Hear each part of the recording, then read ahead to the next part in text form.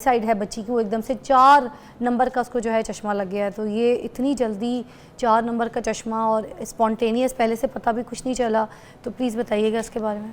जी, ये इस कंडीशन को मायोपिया कहते हैं। इसमें जो इंडिविजुअल है उसको करीब से तो साफ नज़र आता है मगर दूर की नज़र कमज़ोर होती है। और ये जैसे कह रहे थे ना कॉलर, ये सही कह रहे हैं कि यकदम नहीं हुई, ये over a period of time Aahista Aahista हो रही थी, मगर चूंकि करीब से बच्ची सारे काम ठीक कर रही थी इसलिए उसको एहसास नहीं हुआ। तो अब जब उसको दूर देखना शुरू किया और बावजूद मैक्सिमम एफर्ट के उसको क्लियर नहीं नज़र आ रहा जी, तो फिर उन्होंने उसको ऐनक लगाई। तो ये मायोपिया है और इसमें ऐनक लाजमी लगाएं।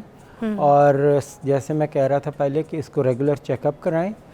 और ये जो है ना, अगर बच्ची की डाइट वगैरह ठीक रहेगी तो होपफुली ये नंबर बहुत तेज़ी से नहीं बढ़ेगा।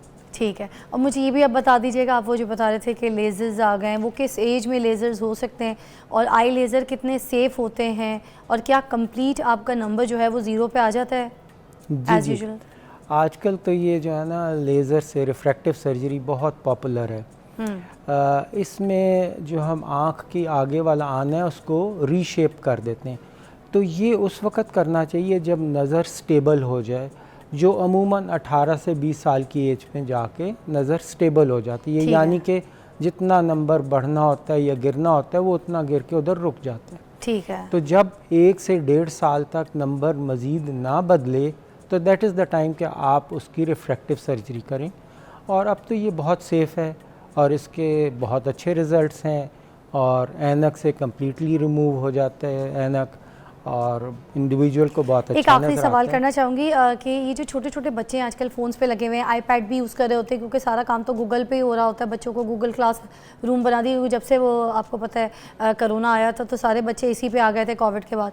तो अब ये जो आईपैड है, जो फ़ोन्स है, ये बच्चे यूज़ करते हैं तो उनकी आँखों के लिए कितना ख़तरनाक है, और अगर यूज़ करना ही अब करना पड़ जाता है बच्चों को तो किस तरीके से करें, क्योंकि होमवर्क उसी में आता है आईपैड्स में, इनके फ़ोन्स में, तो अब वो किस तरीके से उसको यूज़ करें, उसका यूजेज क्या होना चाहिए, लाइट रूम की क्या होनी चाहिए, मोबाइल लाइट का सारा सिनेरियो प्लीज़ हमें जल्दी से समझा दीजिएगा। जी, ये बहुत इम्पॉर्टेंट है कि ये जो टेलीफोन या मोबाइल फ़ोन्स हैं ना, इनकी वजह से बच्चों की नज़र में एक सिग्निफिकेंट चेंज आया और कमज़ोर हो रही हैं। इस पर जापान में जो स्टडी की गई है उधर पता चला है 3 में से 1 बच्चा जो है उसकी नज़र इसी वजह से कमज़ोर हो रही है because of the iPad and phones. जी, उसके लिए अब उन्होंने कुछ मेडिसिन भी शुरू की हैं, मगर इसके लिए जो जैसे आपने कहा होमवर्क भी उस पर आते हैं सारे, और अब ये हमारी लाइफ का एक तरह से हिस्सा बन चुके हैं हर बंदे के हाथ में।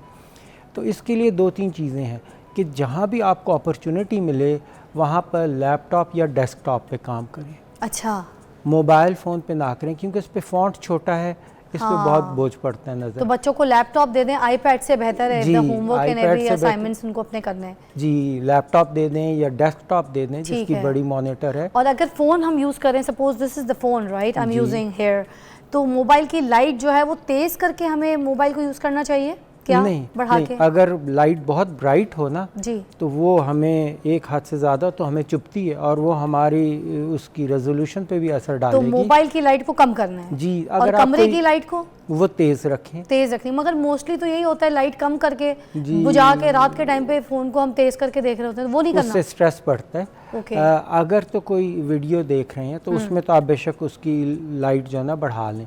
पर अगर आप कोई स्टडी कर रहे हैं, कोई टेक्स्ट पढ़ रहे हैं, उसमें टेलीफोन की लाइट बहुत तेज़ ना रखें। अच्छा, बैकग्राउंड उसका डार्क करके। और जो आपके कमरे की लाइट है उसको तेज़ रखें। बहुत शुक्रिया। और फ़ोन को इस लेवल पर रखें, यूँ रखना नहीं चाहिए। Thank you so much doctor साहब। और एक मैसेज ज़रूर देना चाहूँगी कि अभी मेरी ब्रेक पे बात हो रही थी, बहुत सारे लोग मेडिकल इशू जो है वो मेडिकल इशू ही होता है। अगर आंखें आपकी ख़राब हुई हैं तो आपने सही डॉक्टर को, सही समझदार डॉक्टर को दिखाना है, किसी स्पेशलिस्ट को दिखाना है, ना कि आप ये जो मौलवियों के पास ले जाते हैं मस्जिद में दम दुरूद करवाने के लिए, या कोई ऐसे लोगों के पास, कोई बाबाओं के पास सब चले जाते हैं। कराएं, दम कराएं, जो भी कराते हैं, अगर आपका वहाँ पर उनको आपको लगता है कि वो सेटिस्फेक्शन है तो कराएं, मगर मेडिकल इशू होता है वो ज़रूर दिखाएं।